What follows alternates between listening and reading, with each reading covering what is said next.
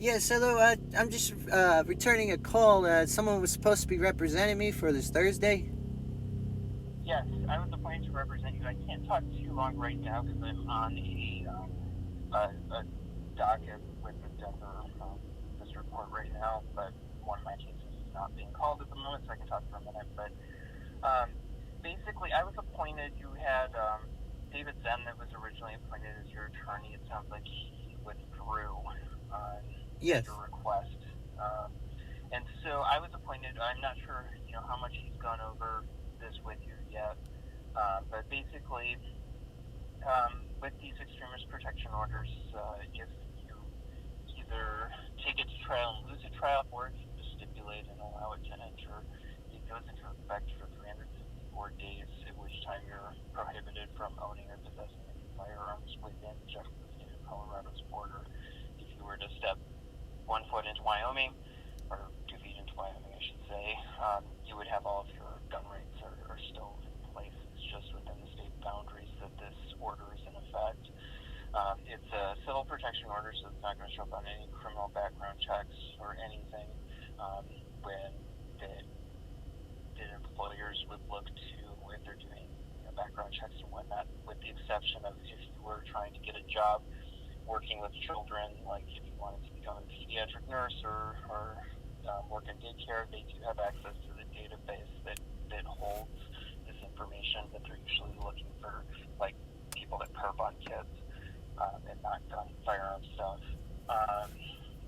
With regard to your options going forward, if you would like to fight it, that's fine. If you were to fight it and lose, or if you were to just let it enter by stipulation, the same outcome occurs. It's still the same exact 364 days with that, and it expires on its own automatically. It doesn't. It's not something that like with a civil protection order that individuals get between one another. You actually have to go into court and have the court terminate that one. This one self-terminates within a year unless they come back to renew it. When they're looking at renewing, they usually look for subsequent events that show a similar pattern within that year to what was going on before for grounds for seeking a renewal. If it does enter, you do have the right to come back once during that year to ask the court for a hearing to look at terminating it early. Usually what the court would want to see is that there are steps taken to mitigate the concern, whether it's getting therapy, whether it's Well, the thing is, whatever I don't the need problem to is. be on services, and that's the first thing I always see with these government employees is they want me to be on services that feeds their paycheck, feeds their Sure. payroll. I don't need to be compromising, so I just thought I'd let you know that. Totally cool. Yeah, and I have not received the discovery yet on your case. They're supposed to get that to me, but I guess read the filing petition, and it looks like they were concerned about the threats that were made as well as some Facebook posts primarily. Supposed Um, threats, anyway. For me, I'm being targeted, sir. So I mean, I'm probably gonna be escorted by a federal marshal when I go in there this Thursday. So and I'm being targeted, sir. That's just what it is. That's the name of the game. How are they by gonna who? how are they gonna misconstrue, words that has nothing to do with them as something directed towards them? If anything, it's the people who made the petition at Warren Village.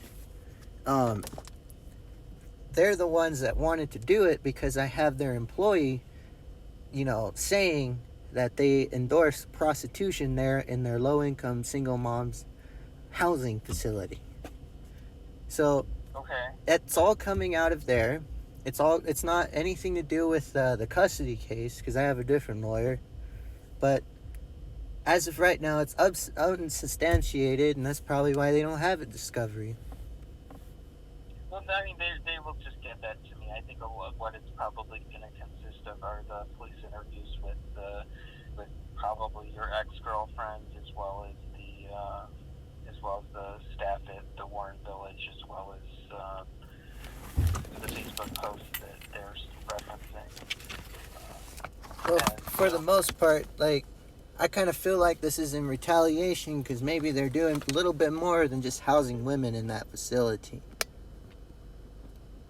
Okay.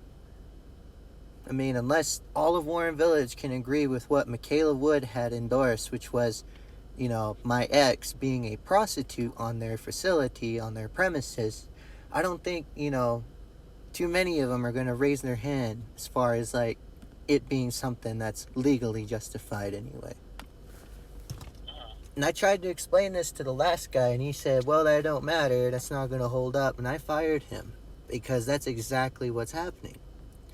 So, Well, what the court is, do you know what the court's looking for with whether to enter these?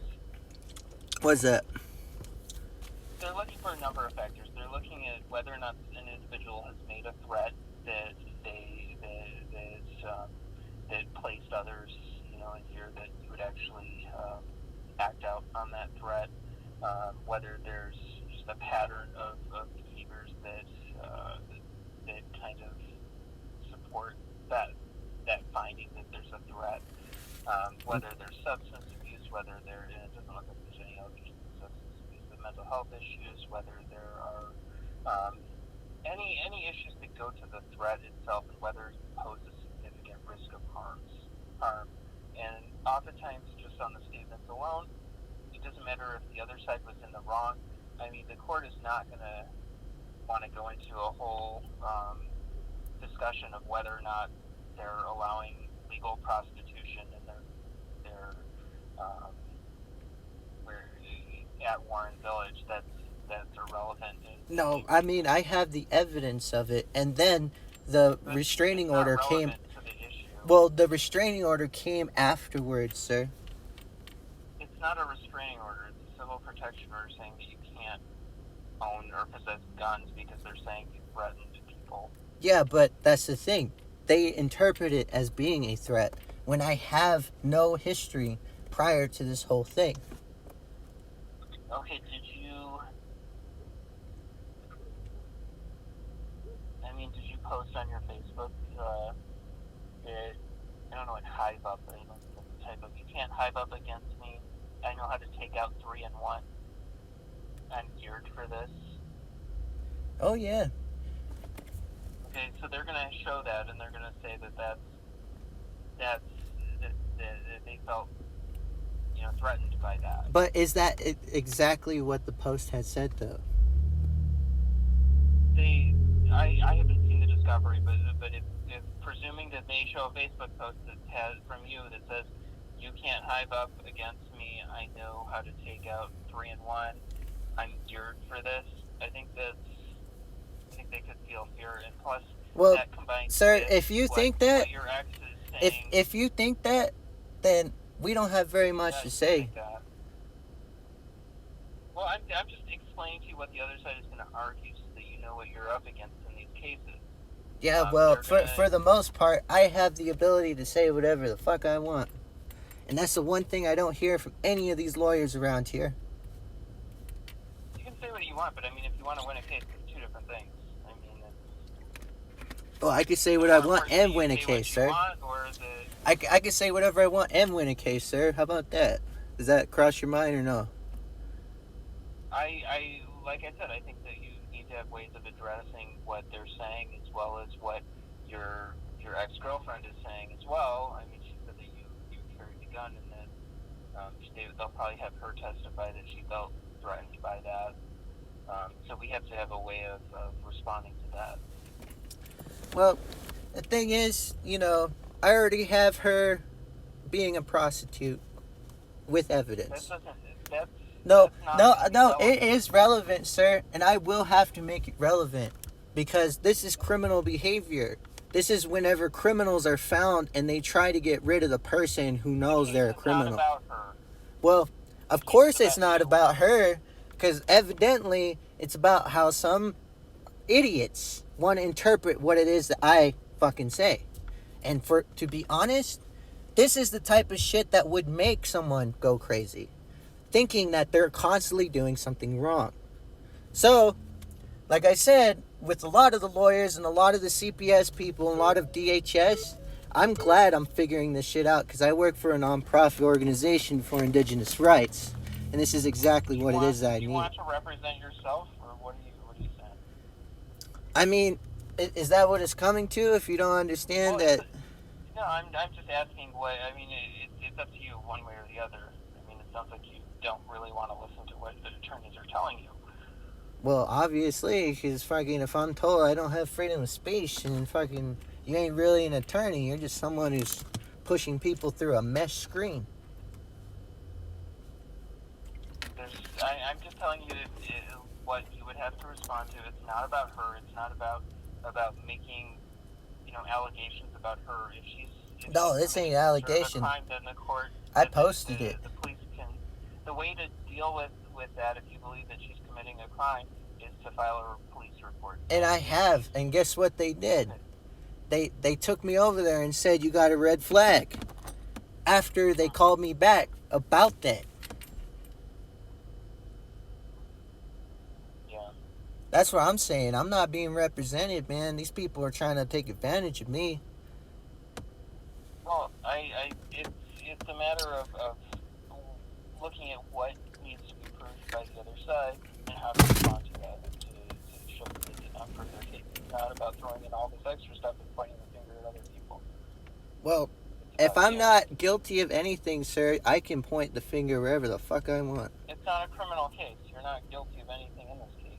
Well, the one thing I am guilty of, regardless, is that I'm being seen as something I don't even want to be seen as. And what's that?